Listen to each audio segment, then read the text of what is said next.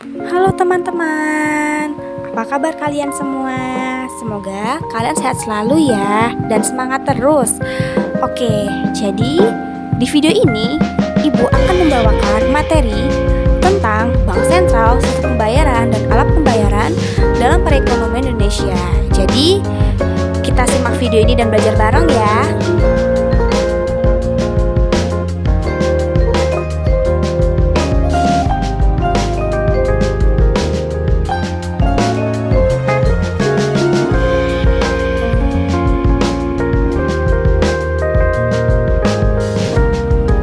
Baik, jadi di sini Ibu akan menjelaskan apa itu bank sentral. Sebelumnya Ibu mau nanya sama kalian, siapa yang udah tahu apa sih bank sentral itu? Oke, jadi yang belum tahu, Ibu akan menjelaskan ya. Jadi, bank sentral adalah lembaga yang bertanggung jawab untuk mengatur dan mengawasi sistem keuangan dan perbankan di suatu negara, dengan tujuan utamanya adalah menjaga stabilitas nilai mata uang, mengendalikan inflasi, dan memelihara stabilitas ekonomi. Oke, jadi sekarang kalian sudah tahu kan bank sentral itu apa sih? Selanjutnya, di sini Ibu akan menjelaskan tentang fungsi bank sentral. Ternyata bank sentral itu memiliki fungsi loh. Ayo, siapa yang tahu fungsi bank sentral itu apa sih? Baik, jadi Ibu akan menjelaskan fungsi bank sentral.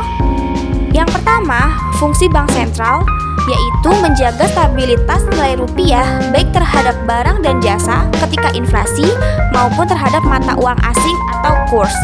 Yang kedua, mengatur dan mengawasi sistem perbankan agar sistem keuangan tetap sehat dan stabil. Lalu yang ketiga, mengatur dan menjaga kelancaran sistem pembayaran termasuk pengedaran uang dan pengawasan transaksi antar bank. Lalu yang terakhir yaitu sebagai lender of last resort, yaitu memberikan pinjaman darurat kepada bank yang mengalami krisis likuiditas. Oke, sekarang kalian sudah paham kan fungsi bank sentral itu seperti apa sih dalam suatu negara? Selain fungsi, Bank Sentral Indonesia juga memiliki status dan kedudukan juga loh. Kira-kira status dan kedudukannya apa ya?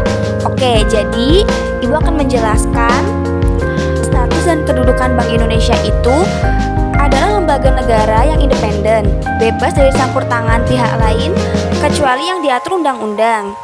Sebagai badan hukum publik, BI atau Bank Indonesia berwenang membuat peraturan yang mengikat masyarakat. Sebagai badan hukum perdata, BI dapat bertindak atas nama sendiri di dalam ataupun di luar pengadilan.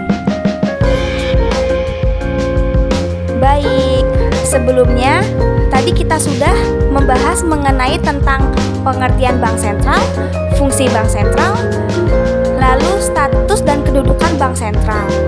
Nah, selanjutnya di sini Ibu akan menjelaskan materi tentang alat pembayaran. Siapa yang nggak tahu tentang alat pembayaran yang kita gunakan sehari-hari? Oke, tanpa berlama-lama, kita bahas yuk. Apa itu alat pembayaran? Yuk kita simak video ini. Alat pembayaran adalah segala sesuatu yang digunakan untuk menyelesaikan transaksi ekonomi, seperti membeli barang atau jasa, serta membayar utang. Alat pembayaran memungkinkan proses pertukaran berlangsung dengan mudah dan efisien, baik secara tunai dengan menggunakan uang fisik maupun non-tunai, yaitu dengan menggunakan sistem elektronik atau digital.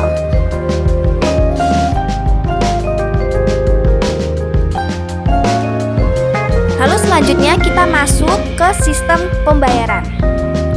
Nah, apa itu sistem pembayaran? Baik, jadi yang seperti kita ketahui di sini, sistem pembayaran adalah sistem yang mencangkup seperangkat aturan, lembaga dan mekanisme yang digunakan untuk melaksanakan pemindahan dana guna memenuhi suatu kewajiban yang timbul dari suatu kegiatan ekonomi. Kelancaran sistem pembayaran dalam suatu perekonomian akan mendukung pelaksanaan kebijakan moneter yang ditetapkan oleh Bank Indonesia.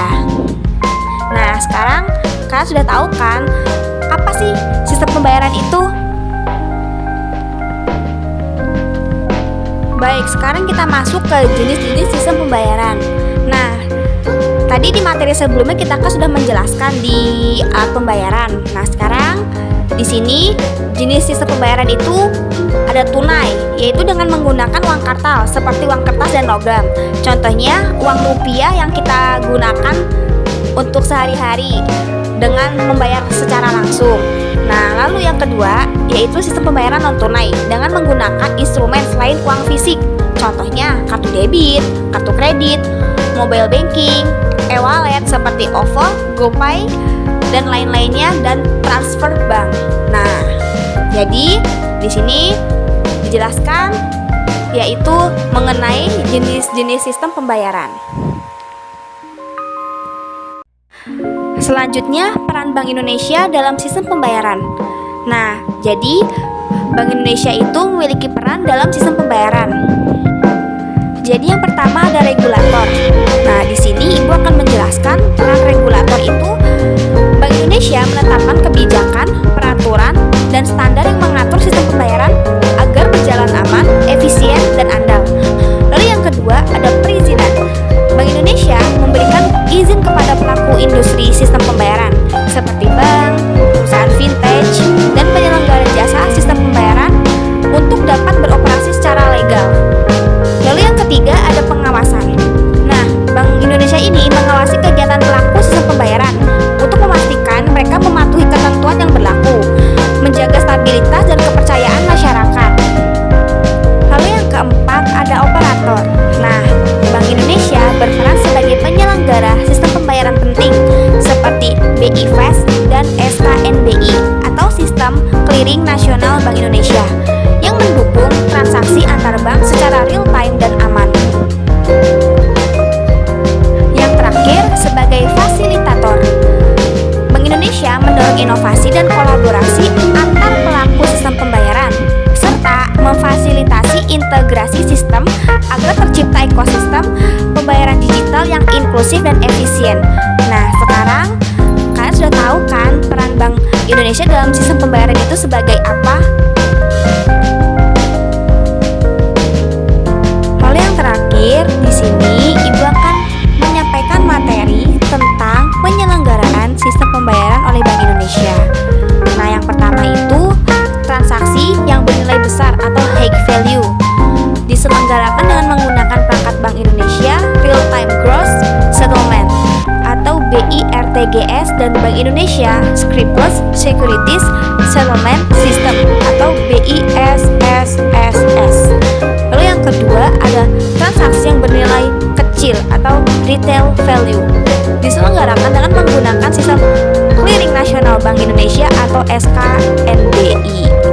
Nah, jadi untuk materi yang terakhir ini Ibu sudah menjelaskan mengenai penyelenggaraan sistem pembayaran oleh Bank Indonesia. Nah, jadi kalian semoga paham ya dengan materi ini. Baik, jadi dalam video ini tadi kita sudah belajar ya mengenai tentang bank sentral, alat pembayaran, serta sistem pembayaran dalam perekonomian Indonesia. Nah, maka kesimpulan yang bisa kita ambil dari video ini, bank sentral, alat pembayaran, dan sistem pembayaran berperan penting dalam perekonomian Indonesia. Bank Indonesia mengatur kebijakan moneter dan stabilitas sistem keuangan. Sistem pembayaran terus akan berkembang dengan digitalisasi, meningkatkan efisiensi transaksi. Alat pembayaran mencakup uang kartal. Sinergi ketiganya mendukung stabilitas ekonomi, mempercepat transaksi, dan meningkatkan inklusi keuangan. Baik, jadi dari video ini gimana nih menurut kalian? Apakah kalian sudah paham mengenai tentang bank sentral, alat pembayaran, dan sistem pembayaran dalam perekonomian Indonesia? Nah, semoga dari video ini bisa menambah wawasan kalian ya. Nah, tetap semangat dan sampai jumpa di video selanjutnya. Bye-bye.